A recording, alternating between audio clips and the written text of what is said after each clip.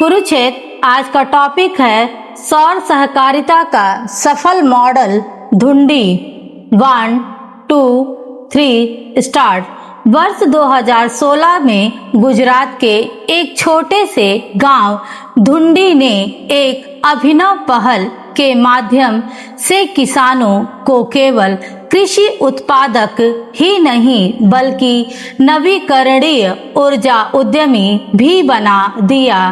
अंतरराष्ट्रीय जल प्रबंधन संस्थान के सहयोग से स्थापित Dhundi solar energy producers cooperative society विश्व की पहली सौर सिंचाई सहकारी समिति बनी। इस पहल का उद्देश्य ग्रामीण क्षेत्रों की दो प्रमुख चुनौतियों सिंचाई के लिए अनियमित बिजली आपूर्ति और बढ़ती कृषि लागत का समाधान करना था। यह ग्रामीण क्षेत्रों में प्रौद्योगिकी आधारित स्वच्छ ऊर्जा नवाचार का एक उत्कृष्ट उदाहरण है।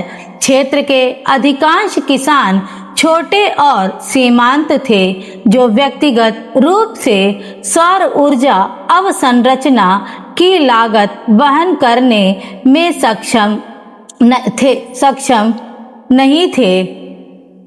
इसलिए उन्होंने सहकारी मॉडल बनाकर संसाधनों का साझा उपयोग किया और कुल 56.4 किलोवाट पीक क्षमता वाले 6 सौर पंप स्थापित किए। सहकारी समिति ने मध्य गुजरात वीज कंपनी लिमिटेड के साथ 25 वर्ष का विद्युत क्रय समझौता किया, जिसके तहत किसान अतिरिक्त बिजली को निर्धारित दर पर ग्रिड को बेच सकते थे। इससे सामुदायिक स्वामित्व वाली स्वच्छ ऊर्जा अवसंरचना का विकास संभव हुआ। इस मॉडल ने किसानों के लिए दोहरी आय का स्रोत तैयार किया।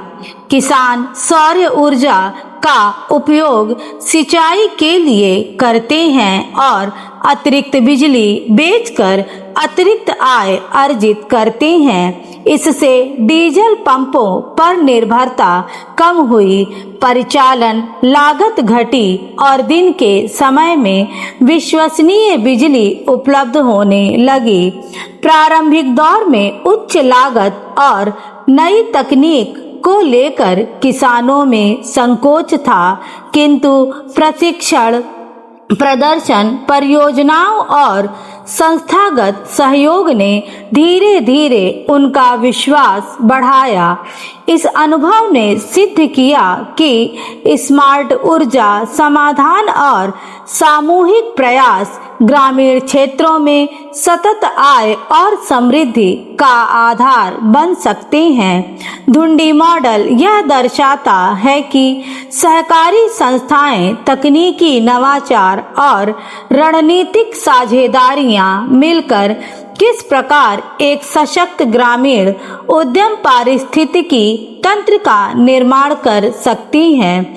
साथ ही यह मॉडल स्वच्छ ऊर्जा, ऊर्जा सुरक्षा और ग्रामीण आजीविका सुदृढ़ीकरण के राष्ट्रीय लक्ष्यों में भी महत्वपूर्ण योगदान देता है। स्मार्ट गांवों का विकेंद्रीकृत प्रौद्योगिकी केंद्रों के रूप में उभरना 5 परस्पर जुड़े क्षेत्रों के माध्यम से समझा जा सकता है। ये सभी क्षेत्र मिलकर एक ऐसे एकीकृत पारिस्थितिकी तंत्र का निर्माण करते हैं जिसमें प्रौद्योगिकी कल्याणकारी परिणामों, सेवा वितरण की दक्षता और आर्थिक अवसरों को बढ़ाने के लिए उत्प्रेरक की भूमिका निभाती है। गांवों को प्रौद्योगिकी केंद्रों में रूपांतरित करने की प्रक्रिया इन परस्पर पूरक क्षेत्रों के प्रभावी एकीकरण पर निर्भर करती है। कॉमन सर्विस सेंटर ने ग्रामीण क्षेत्रों में डिजिटल सेवाओं की अंतिम छोर तक पहुंच को संस्थागत रूप प्रदान किया है। स्टॉप।